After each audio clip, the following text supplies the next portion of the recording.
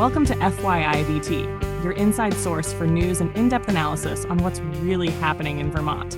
We want to start by saying thank you to all our listeners and supporters.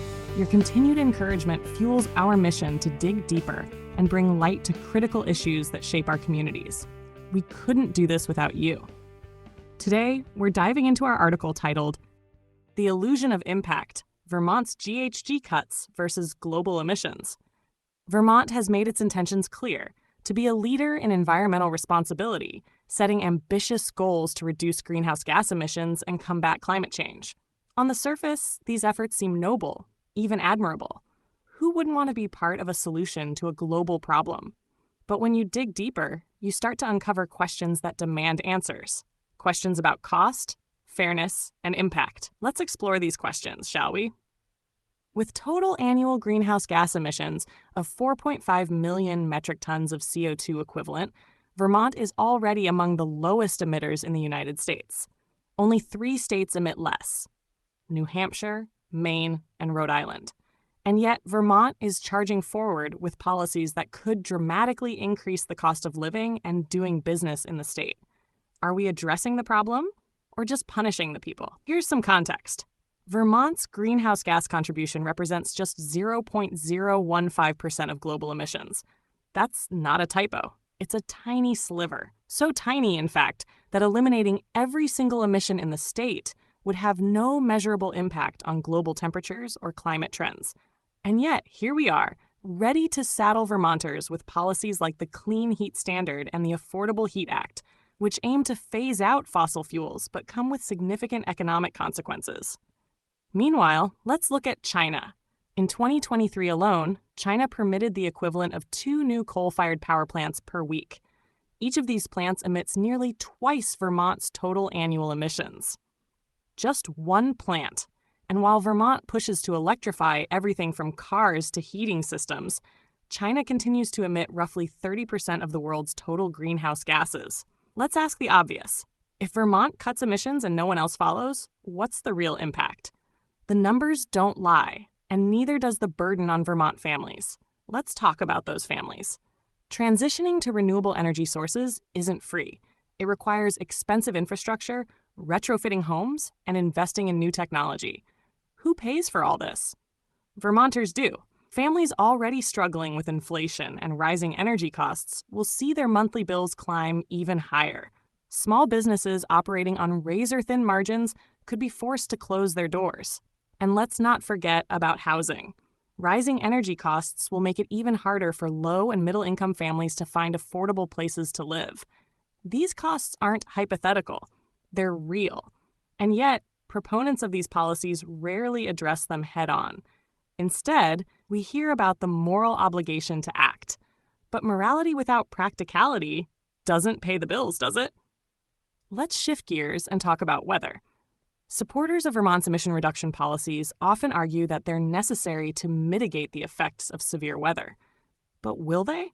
Vermont's emissions are such a small fraction of global totals that any impact on flooding, hurricanes, or other extreme weather events would be, at best, negligible. Flooding in Vermont, for example, is influenced by a host of factors: land use, natural topography, and yes, regional weather patterns. Even with aggressive emission cuts, Vermont will still face these challenges. So what's the alternative?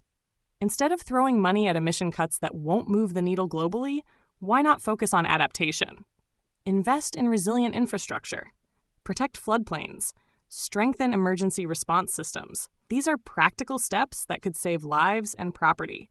They're not as flashy as a sweeping climate mandate, but they're far more effective at addressing Vermont's specific needs.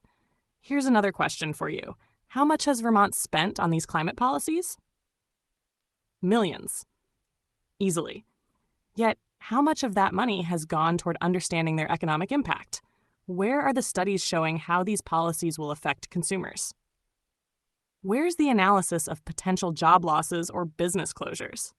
These are basic questions that should be answered before implementing policies that could change the fabric of Vermont's economy. And what about the so-called circuit breaker in the Clean Heat Standard? The idea is that if costs rise too high, the program would pause. But high costs don't just vanish overnight. The damage is done. Plus, if the circuit breaker is triggered, does that mean Vermont risks failing to meet its Global Warming Solutions Act targets? Would the state then face lawsuits for non-compliance? It's a tangled web, isn't it? We need to ask ourselves why Vermont is so willing to impose these costs on its own people when the global benefits are negligible. Is it about leadership? Leading whom exactly? If China continues to build coal plants at this rate, Vermont's reductions won't matter. That's not pessimism. It's realism. Leadership isn't about jumping off a cliff to prove a point. It's about showing others how to succeed in a way that's practical, achievable, and sustainable. The truth is, meaningful climate action requires global coordination. It's not about Vermont versus China. It's about recognizing that real progress happens when major emitters like China, India, and the United States work together. Vermont can play a role, certainly, but it's a supporting role. Let's not bankrupt ourselves trying to play the lead. At the end of the day, Vermonters deserve policies that balance environmental responsibility with economic reality.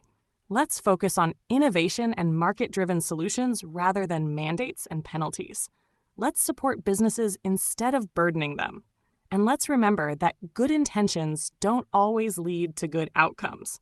The numbers are clear, the stakes are high, and the path forward is anything but simple. But one thing is certain: the people of Vermont deserve better than empty gestures and rising bills. They deserve solutions that work for their wallets, for their homes, and for the future of the state. Freedom is the foundation of prosperity. Stay informed, stay vocal, and most importantly, stay free. Thank you for listening to this episode of FYIVT. To read the full article and explore more on what's happening in Vermont and how the state works, visit us at FYIVT.com. We appreciate your support and look forward to continuing to bring you important perspectives on Vermont's most pressing issues. Until next time.